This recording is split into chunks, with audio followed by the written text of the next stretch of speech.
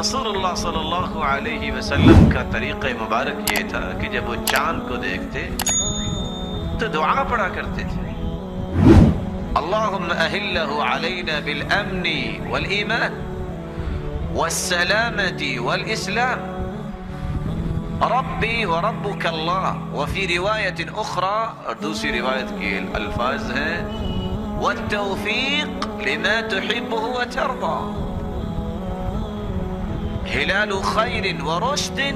كما فی روایت ثالثہ، اے اللہ اس چاند کو امن والا چاند بنا دے،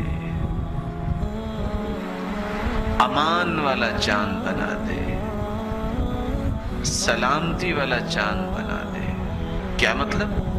اس پورے مہینے میں امن و امان رہے، تیری طرف سے سلامتی برستی رہے،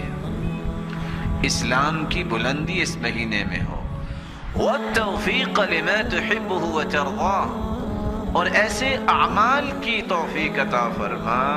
اے اللہ جس سے تو راضی ہو جائے۔ ہلال خیر ورشد، اے اللہ اس چاند کو خیر والا چاند بنا، رشد و ہدایت والا چاند بنا۔ ایک مسلمان کو چاند دیکھ کر یہ دعا